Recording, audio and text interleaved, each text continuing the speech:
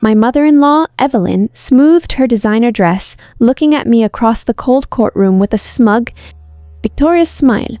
She leaned over to her high-priced attorney, whispering loud enough for the whole room to hear. "I told you she'd show up alone.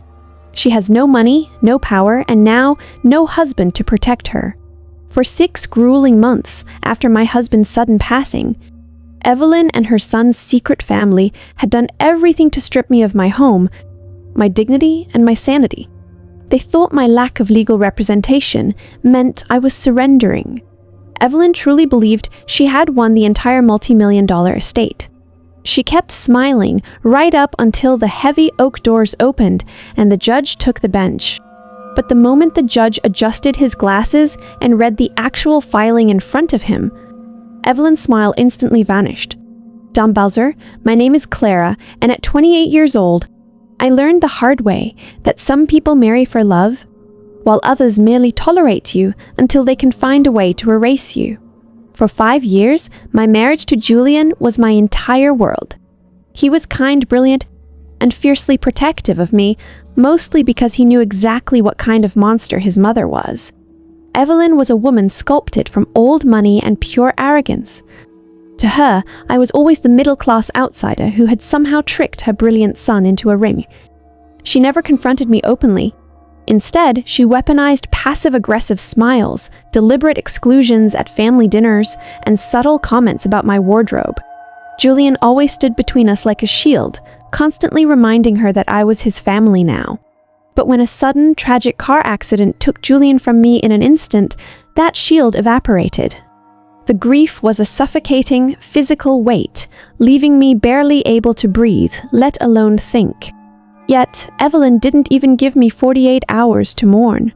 The funeral flowers were literally still fresh when she marched into my living room, flanked by a man in a sharp suit.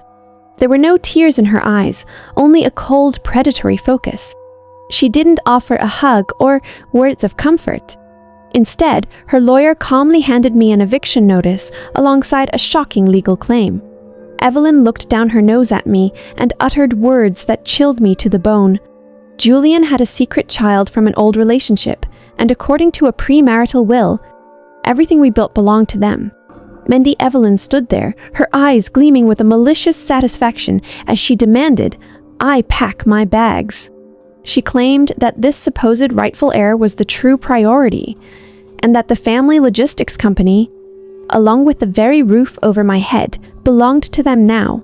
To make matters worse, she threatened me with ice-cold precision. If I attempted to go to the police or challenge them, they would launch a public smear campaign, claiming I was an unstable, greedy fraud who had mentally abused Julian. Cut off from our joint accounts and completely isolated by my suffocating grief, I felt entirely defeated. 2 days later, I found myself in the garage, numbly packing Julian's personal belongings into cardboard boxes.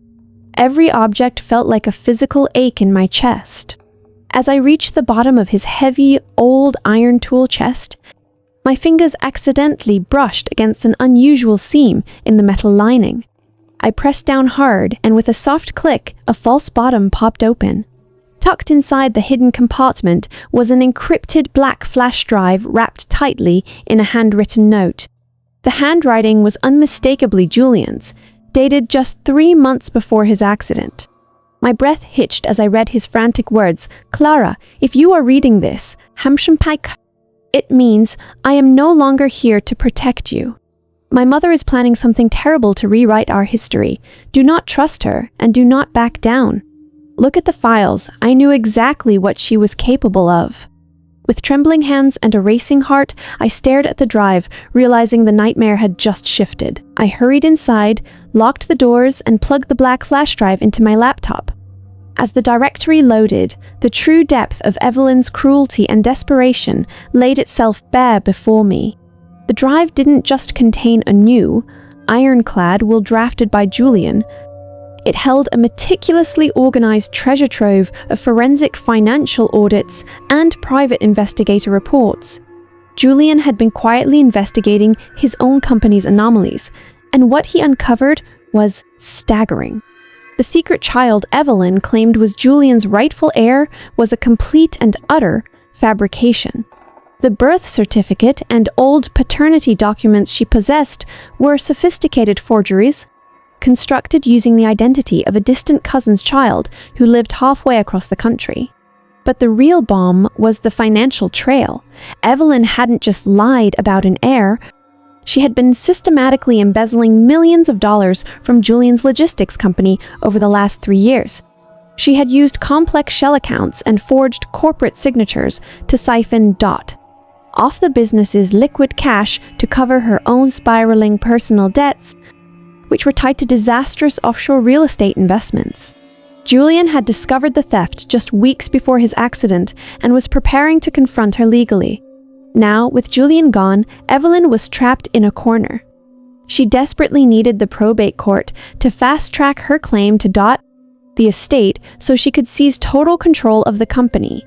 It was the only way she could merge the accounts, alter the digital ledgers, and erase the evidence of her multi-million-dollar fraud before a routine external corporate audit took place next month.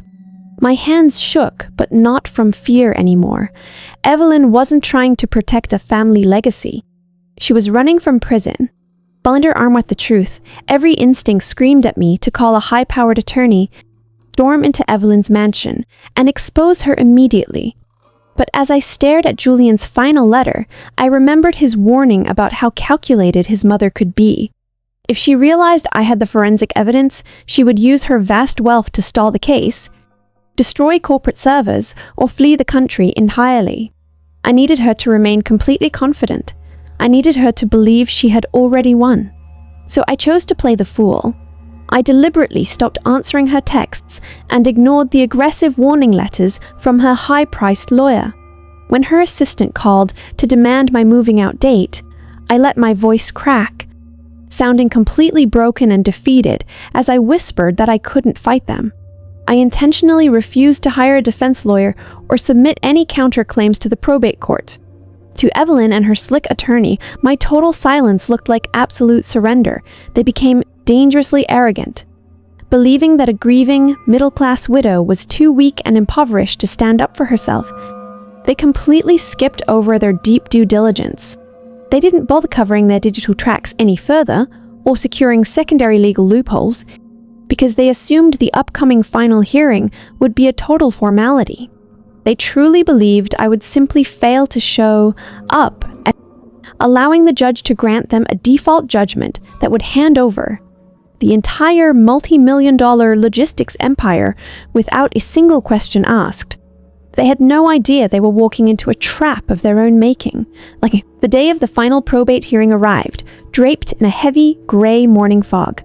When I walked into the courtroom, Evelyn was already seated at the front, surrounded by a smug entourage of family friends and her high-priced legal team.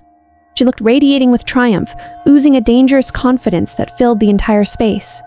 I walked in completely alone, wearing a simple black dress and carrying nothing but a single, unmarked manila folder tucked tightly under my arm.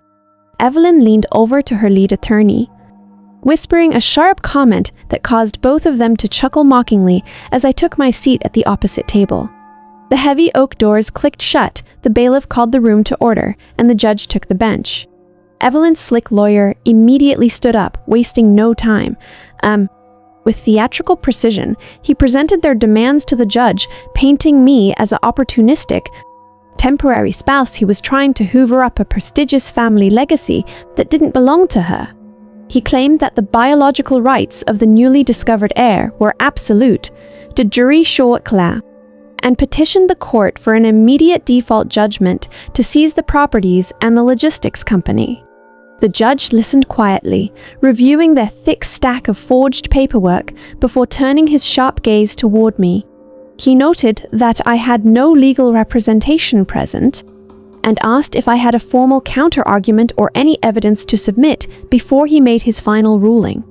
I didn't tremble, I didn't cry. I simply stood up, walked calmly to the center of the room, and handed my single manila folder to the bailiff to pass to the bench. The judge opened my folder, and the courtroom fell into a heavy, suffocating silence as he began to scan the documents. I watched his eyes move across Julian's certified final will, the verified DNA test proving the alleged error was a total fraud, and the undeniable forensic reports detailing Evelyn's massive embezzlement. The smug smile on Evelyn's face slowly began to falter, replaced by a sudden tense look of confusion. Then the judge spoke, and his voice was absolute ice. He looked up from the pages, completely ignoring Evelyn's lawyer, and fixed his gaze directly on my mother-in-law. "Mrs. Whitaker," the judge boomed, his tone cutting through the quiet room like a blade. "Not only is your petition for this estate denied, but the court is officially halting all probate proceedings regarding the previous will." Evelyn gasped, gripping the edge of the mahogany table as her lawyer stood up frantically to object. The judge slammed his gavel down, silencing him instantly. "Silence!" the judge commanded. "The evidence submitted by the widow proves a calculated attempt to defraud this court using forged birth records. Furthermore, these certified forensic audits indicate systemic corporate theft." He looked down at the bailiff. "I am ordering an immediate freeze on all personal and business accounts tied to Evelyn Whitaker. This court is referring these embezzlement and forgery files directly to the district attorney for immediate criminal prosecution." Evelyn's eyes rolled back, her face completely drained of color, and she fainted into her chair as chaos erupted. Man, it took less than 3 months for the dust to fully settle. With the frozen accounts and the undeniable forensic evidence Julian had left behind, Evelyn was backed into a corner she couldn't escape. To avoid a lengthy, highly publicized trial, she pleaded guilty to corporate fraud and grand larceny, receiving a significant prison sentence. A high-priced lifestyle vanished overnight. With Julian's true final will officially validated by the state, I retained full, undisputed ownership of our home and the logistics company. Today, I run the business successfully, honoring Julian's memory by keeping it honest, thriving, and safe from the greed that almost destroyed it. I built a beautiful, peaceful life in a new home overlooking the water, free from the toxic shadow of a family that never valued me. Evelyn thought she could walk all over a grieving widow, but she forgot that truth always catches up. What would you have done if you found that flash drive? Let me know in the comments below, and please tell me which city or country you are watching this from so I can see how far our community reaches.